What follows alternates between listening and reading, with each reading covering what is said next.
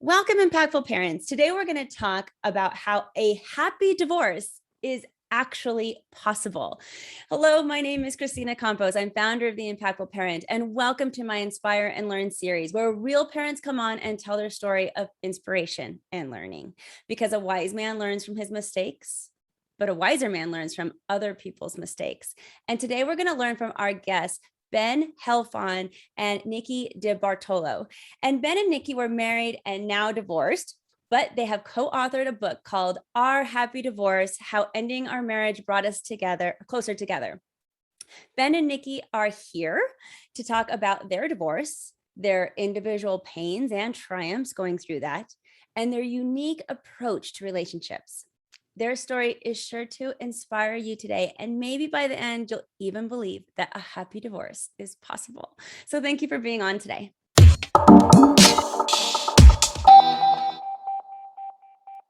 Thank you for having us. Thank you for having us.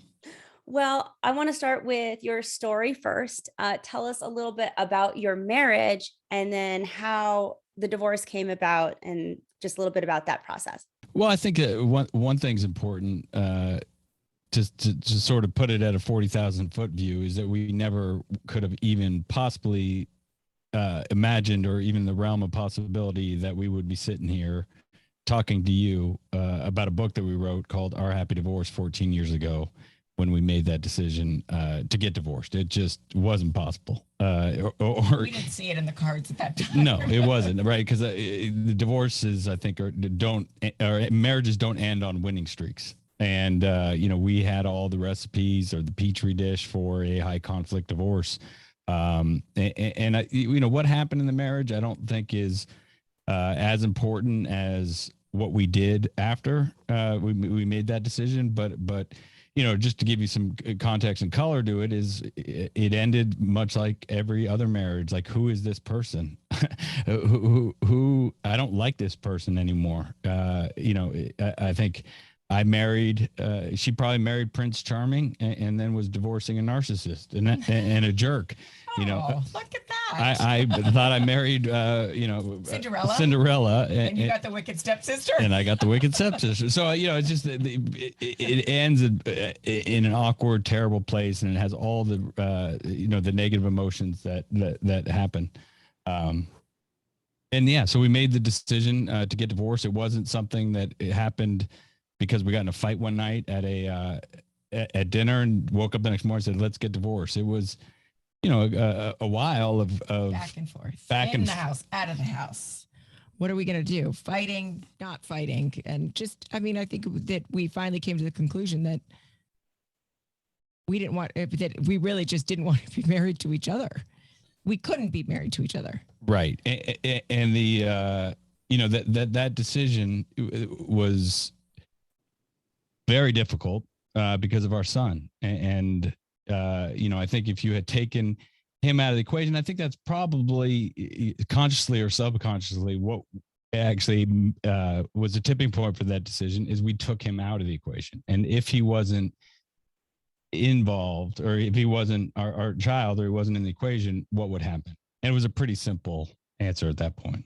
We complicate things so much in our lives, and it really sometimes doesn't need to be that complicated. And so tell us a little bit more about why you decided to write this book together then. I think for us, I think Ben maybe, no, I'm kidding.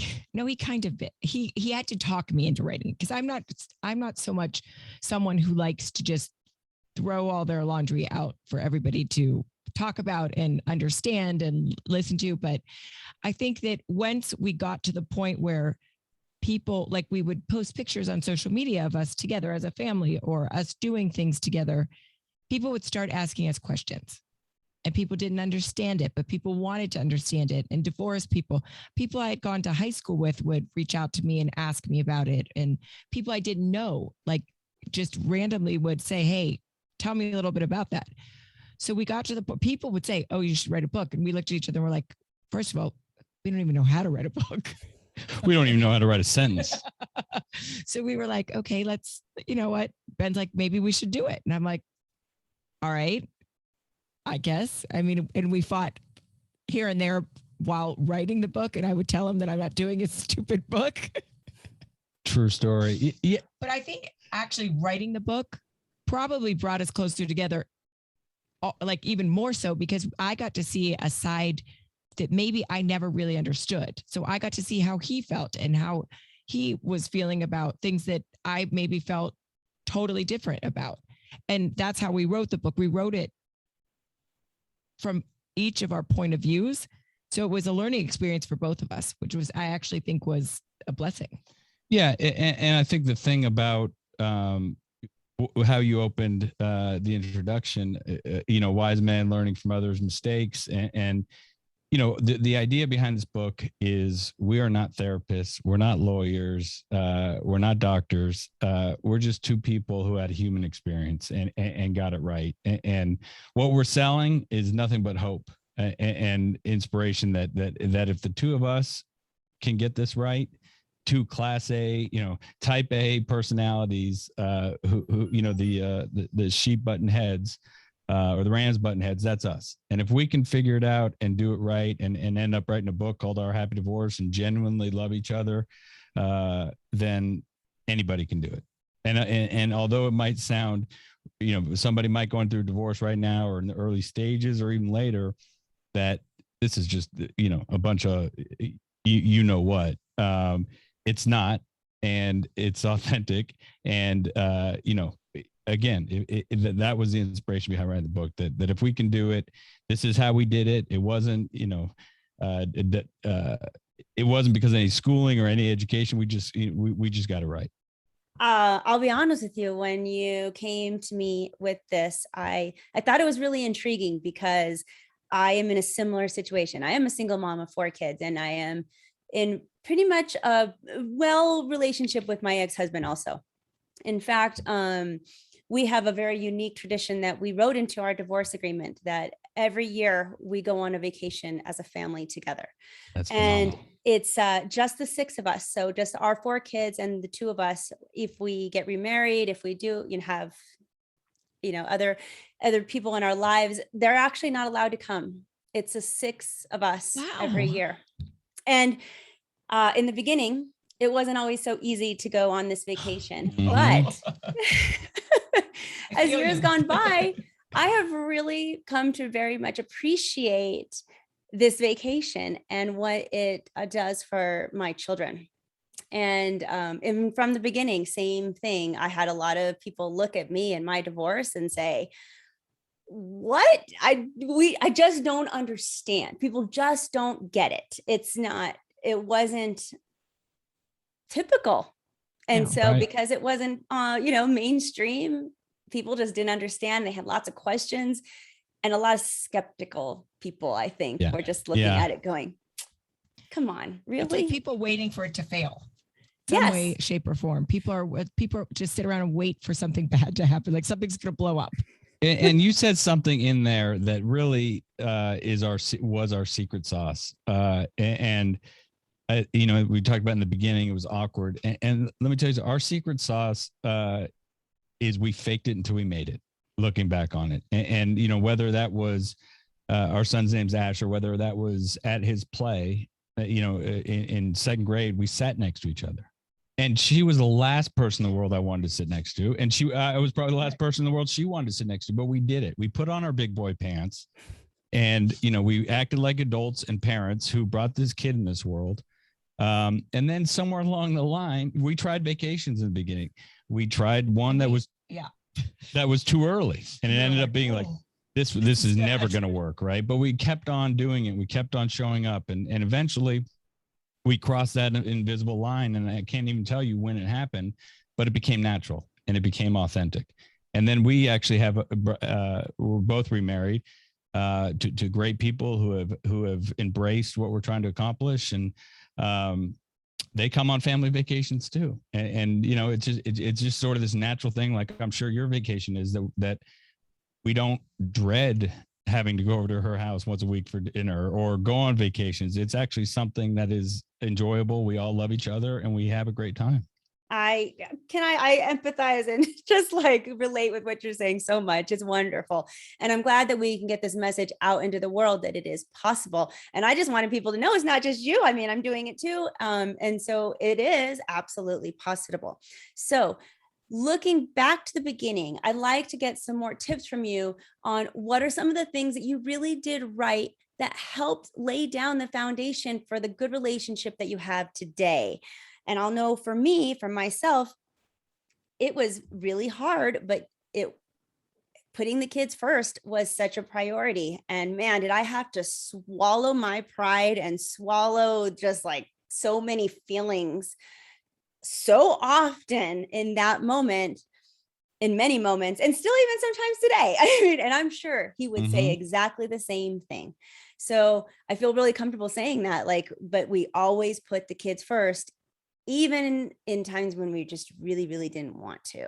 Did you feel that? And what other suggestions do you have for the audience? Well, let me just say, and I don't want to, because I think we'll talk about the good things. I have to say one mistake that I made that I would caution people against first. A mistake? Well, the first phone call I made, right? I left the house, and yeah, we talked about the decision, but I left the house in just a very angry, bitter, tunnel vision mentality that it was all Nikki's fault, and the if onlys, if only she had done this, if only, and so I wanted to make sure that she suffered because I was suffering, and maybe that's just the male in me, or maybe it's just terminally unique to me. But I called a lawyer. And not only did I call a lawyer, I called a lawyer with some research on who was the best. And that was mistake number one. The best, meaning the worst. The worst for you. Yeah. Right. Or and our son. But that was the mistake number one. I would just urge people and remind people that there's no award for getting divorced the quickest, except for maybe a lifetime of suffering. But eventually I came to my senses, and then the second phone call I made, which should have been my first, was to therapist, and dealt with, because I think there's two sides of divorce that make the recipes of high conflict nastiness, but that's the emotional side of it. There's the business side of it, right, which is splitting assets and the legal process, but then there's the emotional side of it, and if the emotional side of it's not dealt with, it can sprinkle miracle grow on the high conflict stuff, right? So second call I made was to a therapist and just work through some of the stuff that I was going through, and to have somebody be accountable and somebody to talk to. And Nikki was doing, the same thing. And I think that process, before we dealt with the business side of it, helped not only the divorce, but afterwards, because we weren't as much pointing fingers right at each other as much as trying to point fingers at ourselves and try to find our side of the street and find some accountability. I don't think that your tunnel vision is unique to you. I feel like that's very common. And so is the if onlys. The if only they had done this. The blame game. It's always somebody else's fault. Always. Like it's never mind. So I feel like, and when you're in that space, it almost feels like that's what you should do. Like that's the accepted way to respond to somebody wanting to divorce you. Like is to puff up your chest and put on the protective screen and let me see how I'm going to deal with this. And it's very much of I'm going to get it. I'm going to go after you in a way, or I got to win this battle. And right. Or I'm going to take away something that's important. I mean, for example, just a small one is we had a jewelry, Nikki had started a jewelry business, and we were joint owners of it. And I told my lawyer that I wanted the jewelry business, right? But I didn't want the jewelry business. I had no interest but I knew that it was something that had her name on it. It was important to her. And it just is a small example of what happens when you make decisions off of the hurt, the emotions, and all that. You're being vindictive, or I was going to be vindictive and try to hurt her through the business process, which just screws everything up. Yeah, no. And I think that, therapy definitely helped me realize my part in it. And the fact that, I think we both realized that we wouldn't have wanted to be married to each other, like to ourselves at that point anyways. Like we weren't the people that we both had this vision that we were, this great husband or this great wife. I mean, I think that it definitely helped us realize like, okay, it's not all his fault. Yeah, we weren't at the end of it. We decided we weren't Prince Charming and we weren't Cinderella, right? In our marriage. I think I'm Cinderella now. You might be now, but I bet your husband would disagree. But the other thing is, and the turning point I think was I had called her after I'd worked through this with with a therapist, and also I'm a member of 12-step group, and I worked with my sponsor and sort of went through, the same sort of process of, okay, what's my part? But then figuring out what my part was, it was important for me, not so we could have this happy divorce or that everything would be perfect, but it was important for me to make it right and repair it to Nikki. So I called her one day and I asked her to coffee. Out of the blue. Out of the blue, yeah. Out of the blue, scared the daylights around. I was like, should I go? I called my parents. Called my sister. I'm like, should I go? Like, what is this about? Like, I knew at that time where I thought his mind was. And I was just sort of letting him kind of be.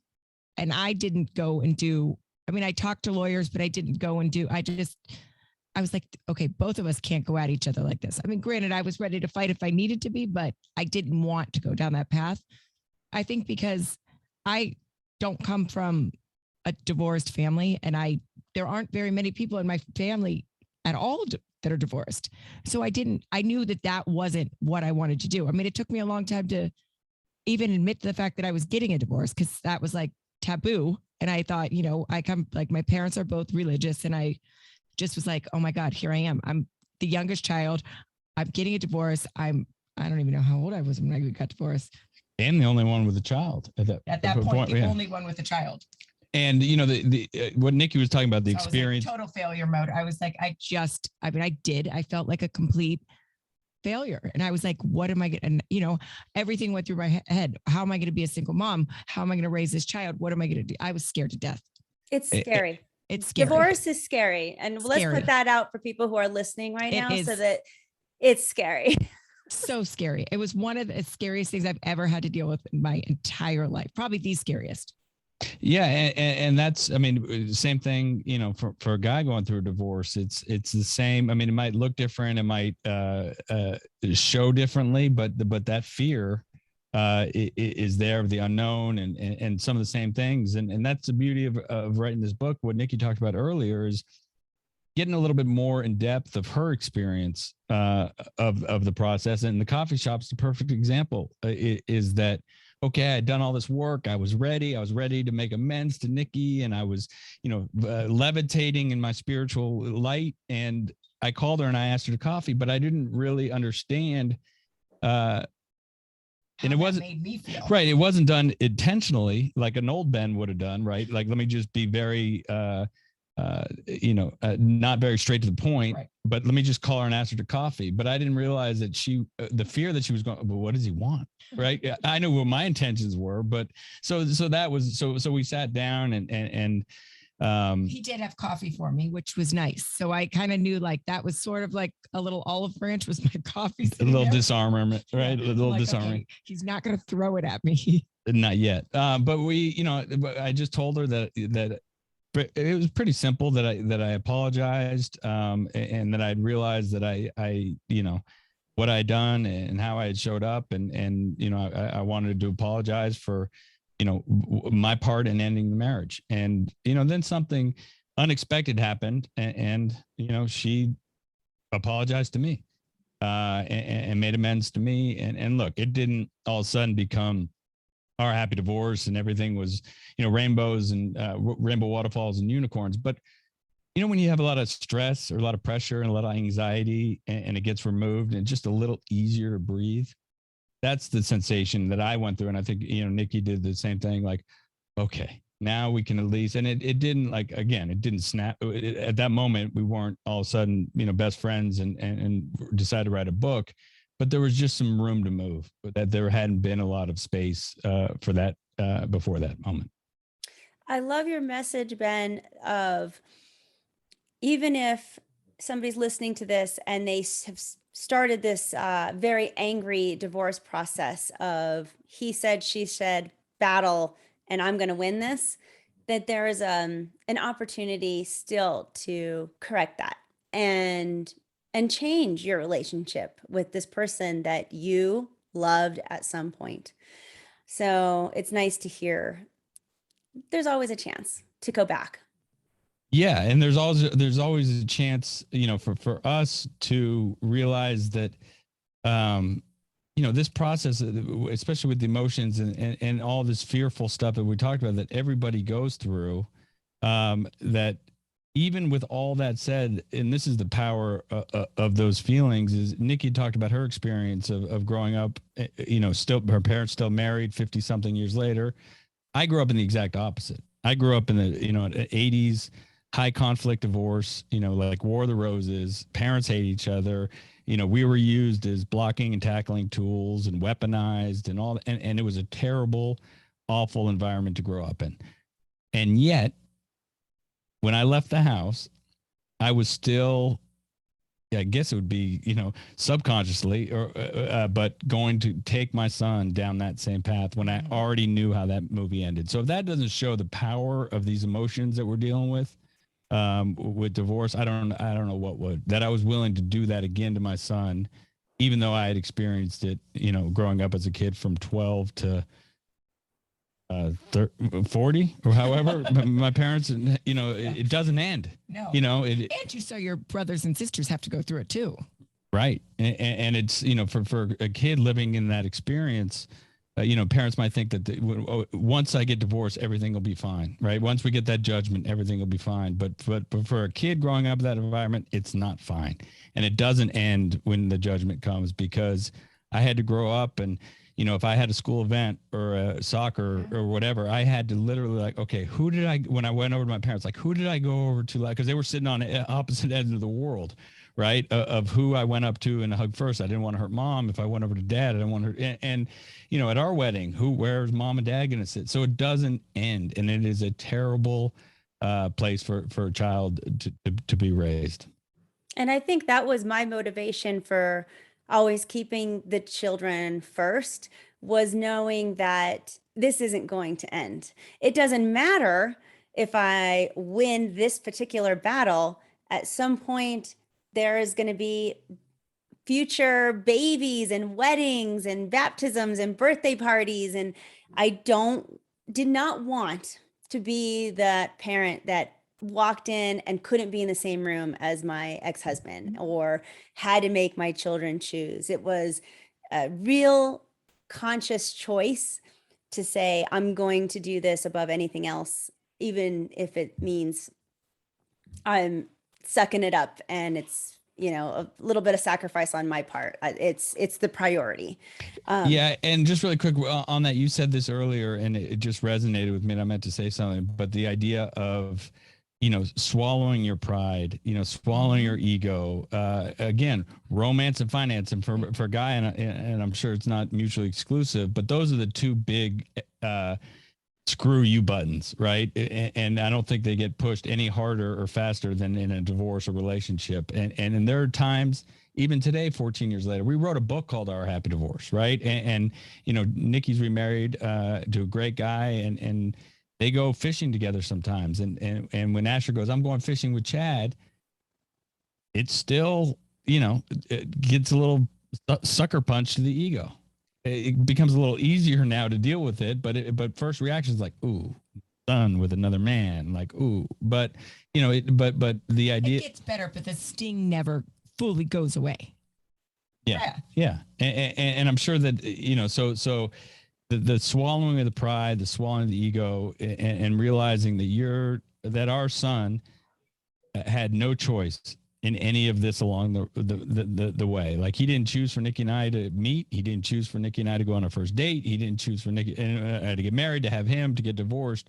But yet we didn't want to stick him with the emotional bill to pay for something he had absolutely no choice in. So there is a lot, and there was a lot, and there will continue to be a lot of sucking up your ego and your pride and truly putting your child first. I'd like to know what other tips do you have for the audience on what could you do, or if you want, could you not do, that made this foundation good for you? What are some other things that you did? Because they're listening. They want to know. They need this advice. I mean, I think, you know, one of the things I always like to tell this story about how smart kids are.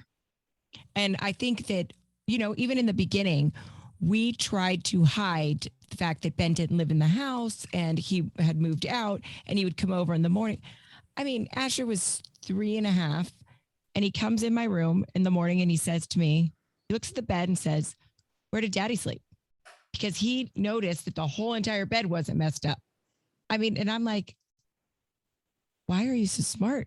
And then like fast forward a year and a half later, when Ben was dating his now wife, I would always call and say goodnight to him when he was at Ben's house every night that he was there, you know, and I'm just talking to him one night and I'm saying goodnight to him. And he said, "Hey, Mom."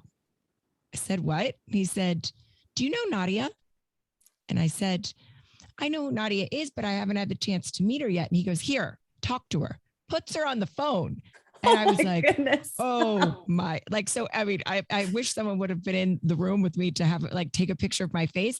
So it was just his way of saying, hey, like, there's this girl, she's hanging out with us. I don't know why you're not hanging out with us with her, but it's time for you guys to know each other. And I think I think that's my biggest thing is kids are so smart and we try to hide things from them, but they're smarter than we ever give them credit, you know? And I just think that no matter how easy we make this on them, it's never easy on them. Yeah. I'm going to tell your other story. Go ahead. Is the fact that, what was it, 2 years ago, Ben and Asher were away together and Asher looked at him and said, "You know, Dad, this divorce is really hard on me."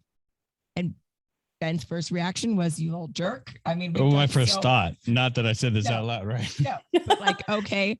I mean, the things your mom and I have done to make this work, but so like everything that we have done for him and as easy as we have made this and how we've blended our two families together, it still stinks no matter how easy you make it on a child. So imagine when you're putting the kid through hell, it's just logistics. Yeah. I mean, it's of two different houses. And I remember just like forgetting my math book. I mean, forget about all the other nonsense, but just forgetting my math book. I brought his books. Right. Or, you know, your shoes or whatever it was. Like the favorite pair of shoes or your favorite, you know, the favorite pair of like shorts. It's just hard. I think the other important thing as far as the kids go that I didn't get this opportunity the consequences of not having that opportunity were very consequential negatively in my life. But okay, so my parents decided to get divorced and they came in, they sat us all around the kitchen table and they told us. So that was the event, right? And then sort of nothing after that, like no room for us to express ourselves, to talk about it, to you were hurting. We were hurting and confused. That wasn't necessarily allowed. Right. And so, you know, I think all of us, you know, sort of internalize that as kids do. And this is bad.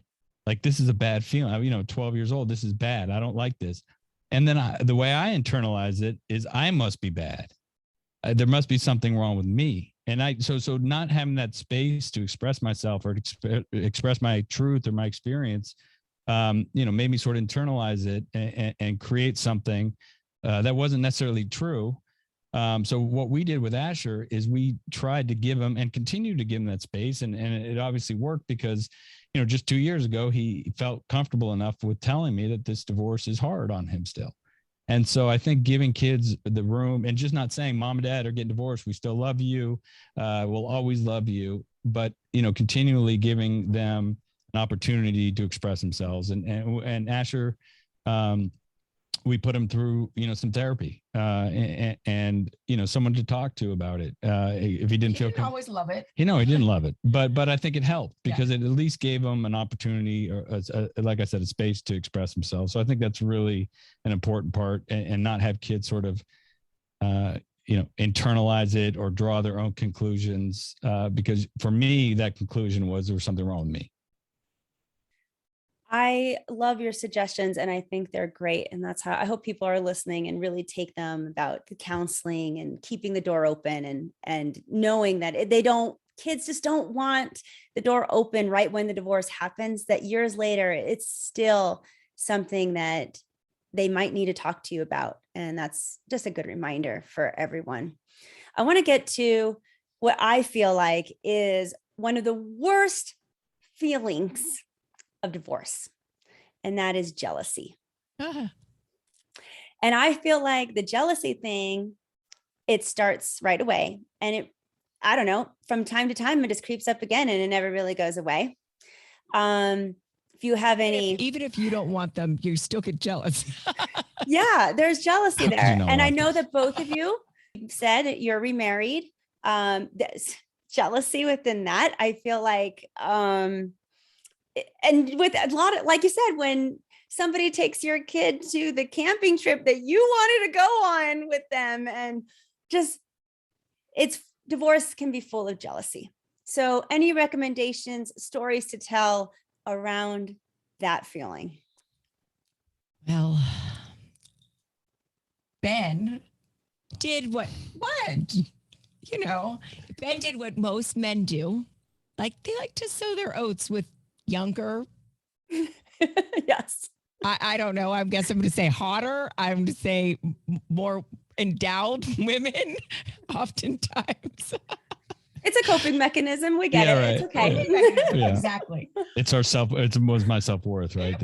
It was, they do those things. And I mean, obviously I didn't really want to know, but I knew what was going on. And I just, but for me, one of the things that was very important to me, and I said to him one day, I said, just please, no matter how much this is bothering me, but do me a favor, please don't introduce these girls to Asher. Like, please don't, until there's somebody that means something. But like it does, as a woman, it hurts. And it, like, even if you don't want them, that doesn't mean you want to see them parading around town with, or out of town, or wherever the town is, with these girls. Yeah, nice right now. But the other thing about it is this is another perfect example of the ego. And when Nikki called me and asked me that, although I don't know if I was even planning or not planning on doing it, but it was the idea that Nikki called me and asked me that. And my first reaction would have, and if I had said this, would have been just purely ego of, who are you to tell me who I can't and cannot bring around my son? But then, the stop and the, swallowing the pride a little bit and the ego to truly, that she was right at the end of the day. At the end of the day, what was best for Asher was for me not to have a revolving door of women in and out of his life, just so I could, feel confident or feel comfortable and have companionship. And it wasn't what was best for him. So I, responded to her, yeah, you're right. And so that's why she knew about Nadia, because I had, kept her up to speed and told her that, we've been dating a while. I'm going to introduce them together. And so she knew about it. But the jealousy thing, for us, for me anyways, is after we had made these amends and, we were sort of, levitating, like I said, and on this path, Nikki calls me one day and she says, I just want to let you know, I've started dating Chad, who we knew, while we're married, and he was, a friend and around, and, talk about it. Okay, here's your test, right? Like here's your test on this new, forgive and forget and make amends and accept. And there was this moment that sticks out, as far as the jealousy and, how to deal with it is, Nikki called me. I was coaching Asher's baseball little league, and Nikki said, I'm bringing Chad to the game. And all game, I'm on the field, I'm in the dugout. I got one eye over there on Nikki and Chad. And, it was the longest game in the world, because I knew it was going to happen, right? After the game, I'd been playing this whole scenario over my head. Who knows what happened in the game. But the kids, like they do, they make the dugout a mess and then they leave, and the dads go pick up the dugout, and Asher had already gone over to Nikki and Chad, and I'd cleaned up the dugout probably slower than normal. And I remember walking over there going, okay, Ben, this is your moment. It's your moment to shine. Like Ben. you're either gonna fly or you're gonna crash and burn, right? This is it. And I'm just going over there, and literally in my head, I'm like, okay, what's best for Asher? What's best for Asher? And the first thing that I did when I got over there is I gave Chad a hug, even before I acknowledged Nikki, and just probably the most awkward man hug in the history of hugs. Yeah. But it was just the best thing that I could come up with at that moment to let, for most importantly, Asher know that this is okay. Like, as much as I'm in the inside like a washing machine, just all my guts and my ego and my everything, the jealousy just going in and out. That was the best I had. And it was just a way of showing them that it's okay for you to love this guy. Look, your dad loves him.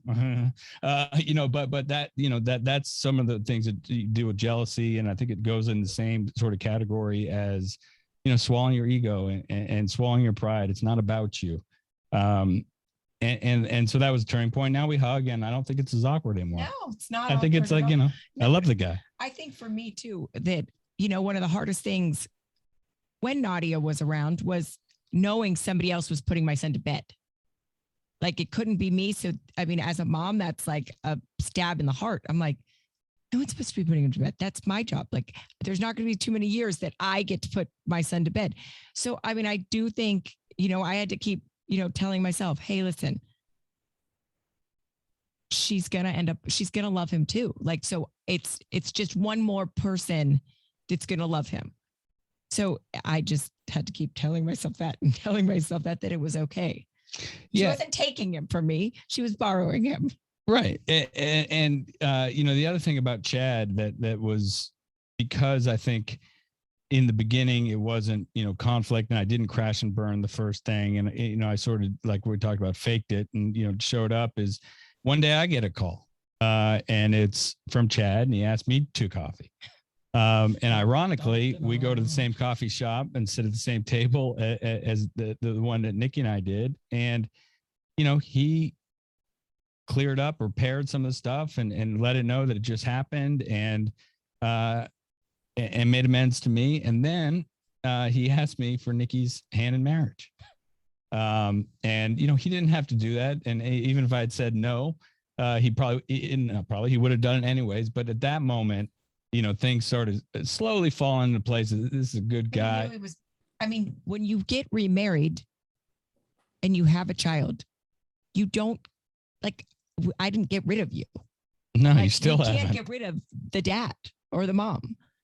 Right. And the other thing is that, despite how, to spend a couple minutes telling him, are you sure you really want to do this? Like, I could tell you some stories you're about to get into, but at that moment, like, I don't know if that moment would have been possible, or that opportunity, if we hadn't, done all these swallowing of the jealousy, or we had let the jealousy get the best of us, or the ego getting best of us. Cause otherwise, like, screw him. I don't owe him anything. I don't, and so it was just one example of many along the way where, our new partners, our new life, that they were, this, it sounds so apathetic, but buying into it, and they believed, and they wanted to be a part of it, and not, sometimes they can be, that cog in the wheel that sort of knocks it sideways. But we have amazing partners who aren't jealous of our relationship, or aren't jealous, or that think there's anything else. I mean, we took our son 2 years ago to Africa on a safari, just the three of us. So a lot like your situation, and it wasn't that we didn't invite our spouses, but they, my wife's got 2 young ones at home. Her husband's the sheriff of Hillsborough County. So they have, they had some responsibilities, but their answer to us saying to them that we're going to take Asher to South Africa on a safari for 2 weeks wasn't, oh, you out of your mind. Are you crazy? You're not going in the middle of the bush with your ex-wife. They said, that'll be great. Asher would love that. What a great thing it would be for him. I feel like I want to reiterate one of the things that Nikki said, that you said, you don't get rid of the ex. They're always there. Like, it's part of it. And I feel if you're doing divorce in a good way, the way that you guys are an example of. It's not always easy for that new person to come in, that new love. It's not easy. It's a transition for them. And it's going to take a lot of patience, somebody who really can, with open eyes, look at the relationship that you have with your ex and understand it. And not everybody can do that. And I just want to make that clear to the audience that if you're doing this right, it's not always easy to find that next person who's going to understand why. Well, they understand why you're doing it usually because they know it's for the better for the kids.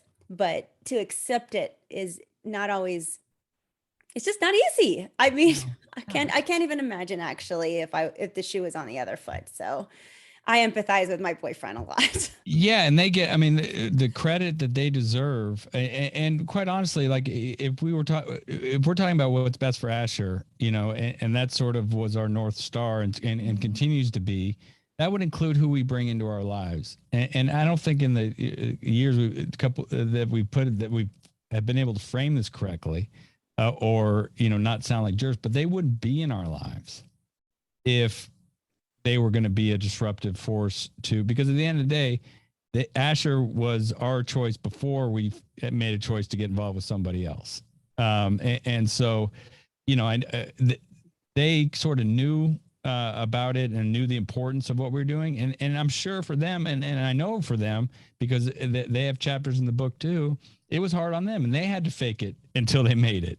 And so we just got, lucky, but I don't know if lucky is the right word, but we found people, and there are people out there who will get it, who might be awkward at first, and it should be awkward at first, right? I mean, I think you said that, but eventually, now Nikki and Nadia go get their nails done. They kibbutz about, is that the right word?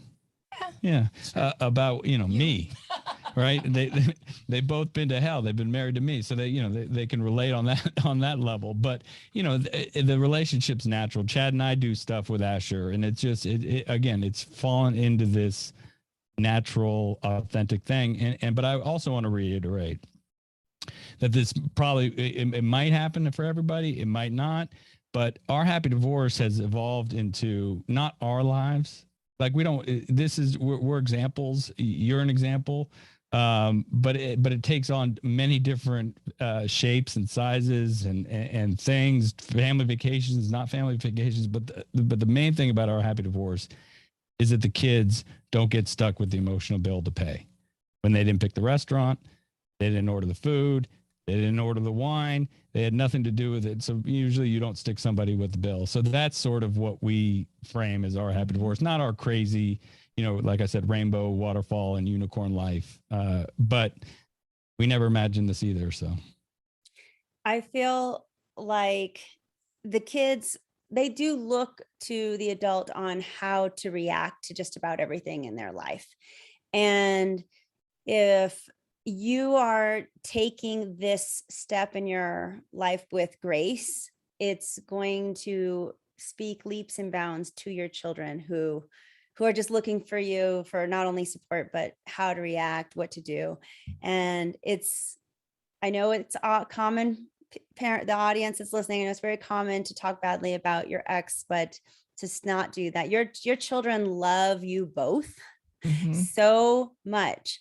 So when you talk badly about the other half, it's just very confusing for them because they're trying to look to you for how to react. Should I be feeling right now? Because I feel all the feelings. So which one of these do I pick? And they're looking for you for guidance. And I love the fake it till you make it that you keep saying over and over, because I feel like that is probably truly one of the keys to success with this, is that it's not going to happen overnight. It's really, really difficult. And you kind of have to fake it until you make it for a long while in the beginning. Could be years, but I hope that anybody who's listening gets encouragement from you that it's possible, and you will hit that line someday where you're going to wake up and feel good about the relationship that you have, not only with your kids, but with your ex-husband or your ex-wife. It was lovely having you on today. Can you tell us a little bit more about your book and where we can find it? Everything at Our Happy Divorce. You could find us, and our book is on Amazon, ourhappydivorce.com, anywhere books are sold. And parents, if you have an inspiring story and want to share your story with the audience so that others can learn from you, please go to theimpactfulparent.com, work with me, and go to the bottom of that page and sign up. And if you would like to become a more impactful parent, check out all that my website has to offer. I have parenting courses, family coaching, 30-day challenges, and lots of free resources for you. But until next time, you got this, parents. I'm just here to help.